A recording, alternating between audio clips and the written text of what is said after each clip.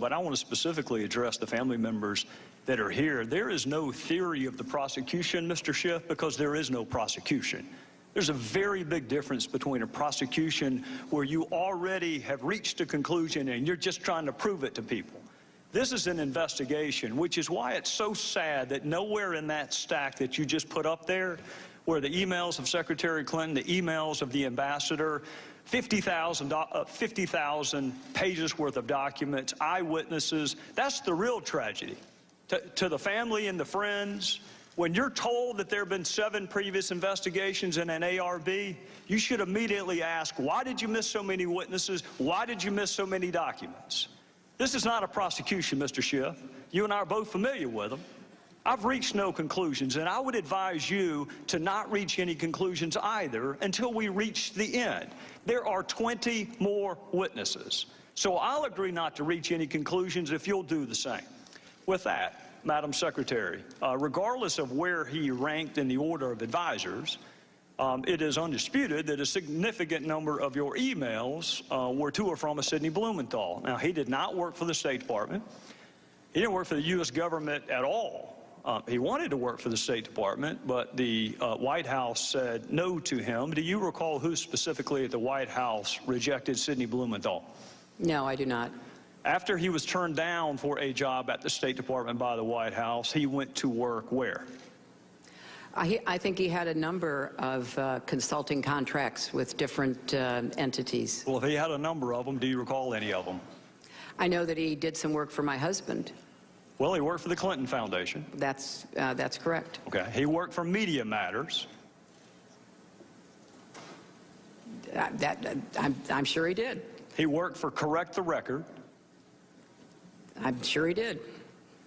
When you were asked about Sidney Blumenthal, you said he was an old friend who sent you unsolicited emails, which you passed on in some instances because you wanted to hear from people outside what you called the bubble. We will ignore for a second whether or not Sidney Blumenthal is outside the bubble, but I do want to ask you about a couple of those other comments, because what you left out was that he was an old friend who knew absolutely nothing about Libya, was critical of President Obama and others that you work with, loved to send you political and image advice, had business interests in Libya, which he not only alerted you to, but solicited your help for. And you often forwarded his emails, but usually only after you redacted out any identifier so nobody knew where the information was coming from. What does the word unsolicited mean to you? It means that I did not ask him to send me the information that he sent me, and as I have previously stated, some of it I found interesting, some of it I did not, some of it I forwarded, some of it I did not. I did not know anything about any business interests. I thought that, just as I said previously, newspaper articles, journalists, of which he is one, a former journalist, had some interesting insights. And so we took them on board and evaluated them, and some were helpful and others were not. We're going to get to all the points you just made, but I want to start with your public comment that these emails were unsolicited. You wrote to him, "Another keeper, thanks and please keep them coming.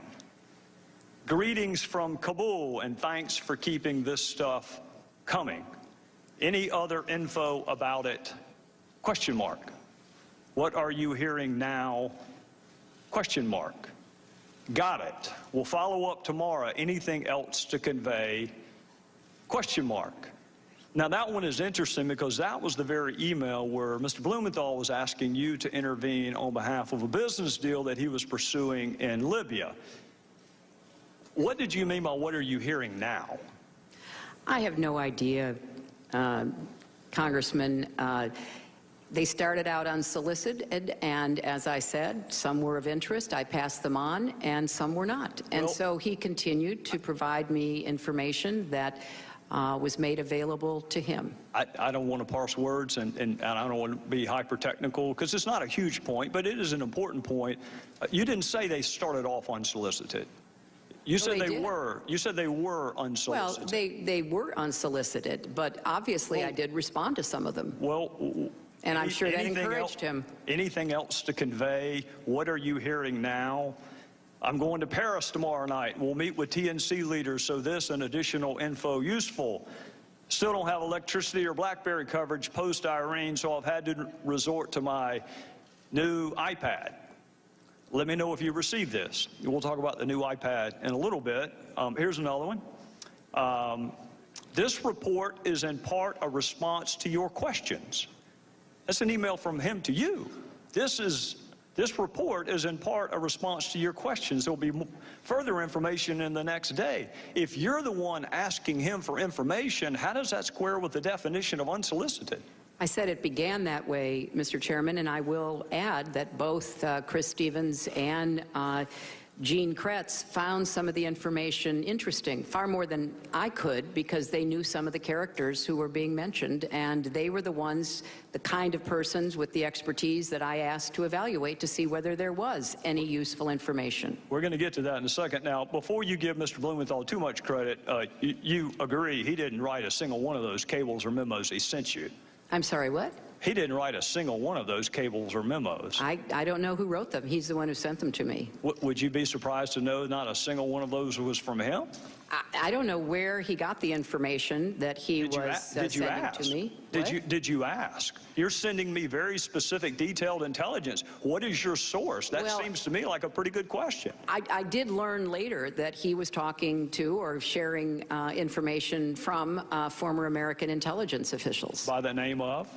Who wrote those cables? I don't recall. I don't know, Mr. Chairman. You had his information passed on to others, but at least on one occasion you asked Ms. Abedine, can you print without any identifiers? Why would you want his name removed? Because I thought that it would be more important to just look at the substance and to make a determination as to whether or not there was anything to it. Well, don't people have a right to know the source of the information so they can determine credibility? But he wasn't, as you just said, the source of the information. But you didn't know that, Madam Secretary, and that's what you just said. No, Mr. Chairman. I knew that he didn't have the sources to provide that information. I knew he was getting it from somewhere else. Whether he knew a lot of journalists, he knew others in Washington. It could have been a variety of people. Well, if you're going to determine credibility, don't you want to know the source? Well, it wasn't credibility so much as trying to follow the threads that were mentioned about individuals. And as I already stated, some of it was useful and some of it was not. Well, did the president know that Mr. Blumenthal was advising you? He wasn't advising me. And, you know, Did he know that he was your most prolific emailer that we have found on the subjects of Libya and Benghazi? That's because I didn't do most of my work That's about fair. Libya on I'm email. not challenging that, Madam Secretary. I am not challenging that. All I'm telling you is the documents show he was your most prolific emailer on Libya and Benghazi. And my question to you is, did the president, the same White House that said you can't handle him, can't hire him, did he know that he was advising you? He was not advising me, and I have no reason to have ever mentioned that or know that the president knew that. All right, I want to draw your attention to an email about Libya from Mr. Blumenthal to you, dated April 2011. It will be Exhibit 67. And this is informative. Should we pass on, and in parentheticals, unidentified to the White House? If you were going to pass something on to the White House, why would you take off the identifiers?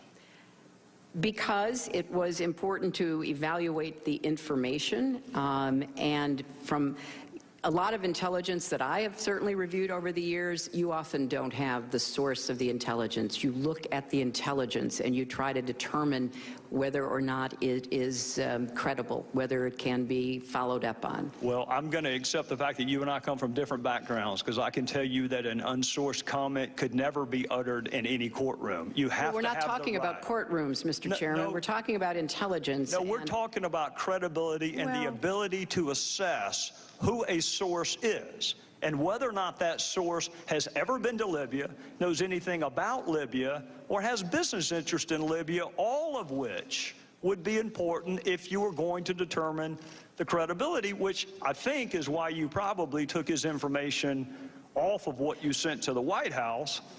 But here's another possible explanation that may give us a sense of why maybe the White House didn't want you to hire him in the first place. In one email, he wrote this about the President's Secretary of Defense. I infer Gates' problem is losing an internal debate. Tyler, and by the way, Tyler's Tyler Drumheller, that's who actually authored the cables that you got from Mr. Blumenthal. Tyler knows him well and says he's a mean, vicious little, I'm not going to say the word, but he did. This is an email from Blumenthal to you about the President's Secretary of Defense. And here's another Blumenthal email to you about President's National Security Advisor. Frankly, Tom Donilon's babbling rhetoric about narratives on a phone briefing of reporters on March the 10th has inspired derision among serious foreign policy analysts, both here and abroad. And here's another one from what you say is your old friend, Sidney Blumenthal. This is a quote from him. I would say Obama, and by the way, he left the president part out, I would say Obama appears to be intent on seizing defeat from the jaws of victory. He and his political cronies in the White House in Chicago are, to say the least, unenthusiastic about regime change in Libya. Obama's lukewarm and self-contradicting statements have produced what is, at least for the moment, operational paralysis. I think that may give us a better understanding of why the White House may have told you you cannot hire him. Blumenthal could not get hired by our government, didn't pass any background check at all, had no role with our government, had never been to Libya, had no expertise in Libya, was critical of the president and others that you worked with, shared polling data with you on the intervention in Libya, gave you political advice on how to take credit for Libya, all the while working for the Clinton Foundation and some pseudo-news entities. And Madam Secretary, he had unfettered access to you. And he used that access, at least on one occasion, to ask you to intervene on behalf of a business venture. Do you recall that? You know, Mr. Chairman, if you don't have any friends who say unkind things privately, I congratulate you. But from my perspective, I'd like to think I'd correct them. I don't know what this line of questioning does to help us get to the bottom of the deaths for Americans. I'll be happy to help you understand that, Madam Secretary. But I want to reiterate what I said to Congresswoman Sanchez. These were originally unsolicited. You've just said that perhaps the main, if not the exclusive author, was a former intelligence agent for our country who rose to the highest levels of the CIA and who was given credit for being one of the very few who pointed out that the intelligence used by the Bush administration to go to war in Iraq was wrong. So I think that, you know, the sharing of information from an old friend that I did not take at face value, that I sent on to those who were experts, is something that, you know, makes sense, but it was certainly not in any way the primary source of or the predominant understanding that we had of what was going on in Libya and what we needed to be doing. Well, Madam Secretary, I'm out of time, and we'll pick this back up the next round, but I'll go ahead and let you know ahead of time why it's relevant. It's relevant because our ambassador was asked to read and respond to Sidney Blumenthal's drivel. It was sent to him to read and react to. In some instances, on the very same day he was asking for security. So I think it is eminently fair to ask why Sidney Blumenthal had unfettered access to you, Madam Secretary, with whatever he wanted to talk about.